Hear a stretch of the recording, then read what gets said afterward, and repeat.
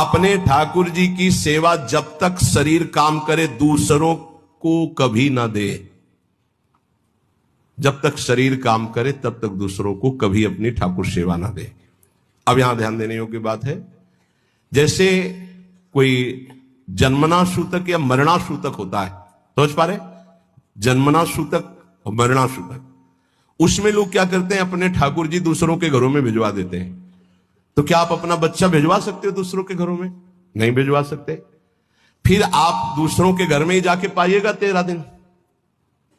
वहां ठाकुर जी पा रहे हैं और तुम अपने घर में पा सकते हो क्या? क्योंकि बिना ठाकुर जी का भोग लगाए तो हम पा नहीं सकते। तो हम वो सिद्धांत मानेंगे जिससे हमारी श्री जी की सेवा कदापि न रुके।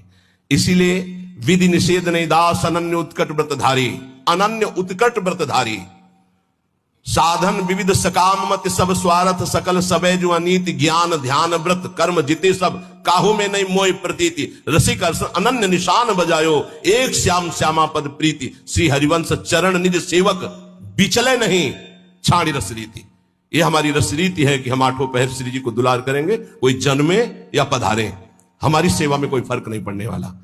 हम दूसरों के यहां हुए 13 उत्सव में अब भोग नहीं लगाएंगे, लेकिन हम अपने घर में अगर कोई जन्मता है पधारता है उस पर कोई फर्क नहीं पड़ेगा। हमारी श्री जी की सेवा यथावत चलेगी, जन्मना सूतक में भी मरणा सूतक में। वो हमारे प्राण प्यारे हैं। हम बिना जल पिलाए जल नहीं पी सकते, बिना भोग लगाए भोग नहीं पा सकते, बिना से उनको शयन कराए हम शयन नहीं कर सकते।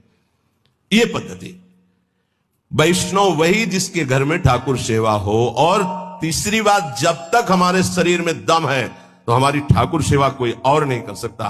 अम्बरीश जी की नई रानी सेवा, तो उन्होंने कहा सेवा चुराने की जरूरत नहीं, आप अपने ठाकुर विराजमान करो, हम सुविधा देंगे, पर आप हमारी ठाकुर सेवा की कि आप पोछा लगा दो, आप सोहनी लगा दो, आप पात्र मार्जन नहीं, ये हम स्वयं करेंगे। चक्रवर्ती सम्राट होते हुए स्वयं अपने कर कमल से प्रभु की सेवा